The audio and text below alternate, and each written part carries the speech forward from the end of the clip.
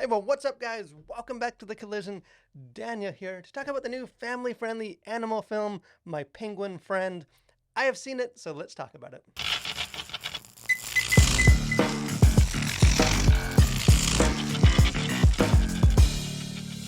So, they say that a dog is man's best friend, and as a certified dog person, I tend to agree with that statement. But in our moments of just despair and loneliness, sometimes any old animal will do. And based on what is a very remarkable true story, My Penguin Friend tells an inspiring tale of an unexpected friendship between a grieving man and a lost penguin in a film that weaves together just amusing penguin escapades with some very touching meditations just on grief and healing. And I really enjoyed this movie. I think with a very refreshingly gentle and peaceful tone and a solid performance by actor Jean Reno, My Penguin Friend is just a very charming tale that has a lot of redemptive messages and themes about this the power of love and friendship. And let me say too, before we get any further into this, that I actually had the opportunity to chat with Jonathan Lim, who is the producer of this movie, and just really hear his heart for the story. So we'll link that below. Encourage you guys to check that out. But as far as the film, obviously inspirational, family-friendly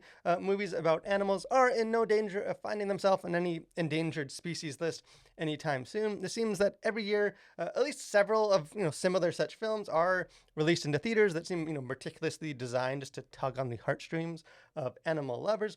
Even so, I do think there is something refreshing about My Penguin Friend. In that it has a very raw authenticity that does lack some of this the usual Hollywood contrivances. The movie almost has a documentary type feel to it, as if the camera is capturing real people and events rather than just actors and staged performances. Not to mention just plenty of sweeping shots of nature that are beautiful and really wouldn't be out of place in any National Geographic series. And there are multiple opportunities all throughout this where the film could ramp up the sentimentality or elevate the stakes and the tension, but it continually restrains itself and instead opts for a much more subdued and understated approach. And I think kind of how you feel about this film will largely depend on how you feel about that particular decision. I do think for some viewers, kind of the lack of Hollywoodization may leave them just wanting a little bit more, because there is not a whole lot of just dramatic tension in this film. Kind of the first major obstacle that threatens to come between this budding relationship doesn't occur until about an hour into the runtime. I think this is a very inspirational and I think a very enjoyable story. It's just not necessarily always an exciting story.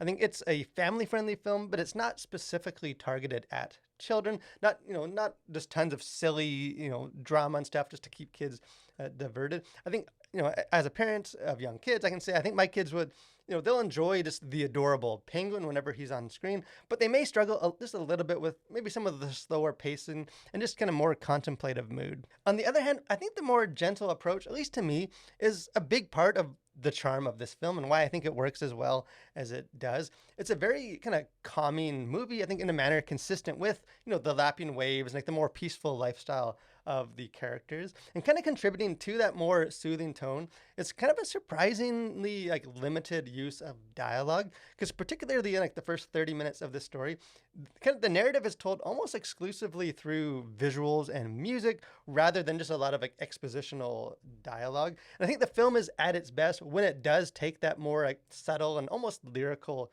approach. I think tonally, this movie may be slightly one note, but it's just an undeniably pleasant note. The film's success also owes much to the performance by actor Jean Reno, who plays a broken father that's grieving the loss of, the tragic loss of his son. And Joa, the character, is a man of few words in the story, but Reno just is able to emote so much just with his eyes and subtle facial expressions. You do sort of see the grief behind the eyes and, kind of the budding hope as it begins to get reignited just by, the facial expressions that he's able to do. I think he's just, as a character, he's instantly likable and easy to root for. Unfortunately, the same cannot be said of just all the other human characters in this. There's a team of researchers that kind of carry the B plot of the film, and I think they're fine. There's nothing offensive about them by any means, but kind of beyond their loose connection to the penguin, the film just doesn't give audiences a whole lot of reason to ever feel invested in who they are, their storyline, and their acting can feel somewhat stilted at times. I think kind of that touching relationship between Joa and Dim Dim, who is the penguin, is the clear, like, strength and heart of this film. And I think it is a testament to this, like, how well that fundamental dynamic works, that really everything like outside of it can feel like, an undesired or wanted diversion. And as expected, the penguin is awesome. Penguins are always awesome. And this guy's cute. He's endearing. He's charming. And he even has like repeated, almost like point of view shots where you're seeing the world through the eyes of the penguin, which does serve to give it like more of like an individual personality. But like, despite being like an animal movie with the penguin being the clear star, My Penguin Friend is a fundamentally human story where the penguin, for the most part, this serves as like a catalyst for Joa's own journey towards healing and kind of rediscovering joy and kind of reintegrating back into society. As far as content to consider, things going on the surface of this, really not a whole lot at all to talk about here. Language, there's no language in this film. Violence, right near the beginning of this film, the only thing that comes to mind is that, like I mentioned, there is a young boy that does die by drowning, and you do see him like fall into the water, and then you kind of see from a distance like his silhouette, falling beneath the water, but then you never see anything, close up beyond that. And sexuality, nothing as far as sexuality in this film as well. The only other kind of content thing that Christians might just want to know is there are several remarks kind of by scientists speaking about the penguins where they, talk about, the penguins like adaptation or, adapting to its surroundings, which again, isn't necessarily used in like a strictly like Darwinian sense, more just sort of adapting to its context. Hey, it's just something else to keep in mind. As far as themes, worldview, things going on beneath the surface of this, My Penguin Friend, this is not, again, overtly religious film, kind of other than one brief scene that does take place within like a Catholic church as members of the community gather together to pray for, Joa and the penguin. But the movie is produced by Christians. Again, I encourage you to check out the interview that I did with Jonathan Lim. And it does contain some very, I think, edifying and redemptive themes as far as this, the importance of like being loved and also loving others. And it's fitting that like both the inciting incidents for both Joa and then Dim Dim, the penguin, happen through the experience of storms with the drowning of his son and then the penguin becoming lost, while migrating, getting covered in oil. And kind of in one parallel sense, like they're brought together through literal storms, but their mutual need like for companionship is also fueled by kind of more like the metaphorical storms in their life. Because as one of the villagers kind of remarks about Joa, the man says that old man is broken, and you can see his like anguish and grief, this visible in his his hollow eyes and his more like reclusive demeanor.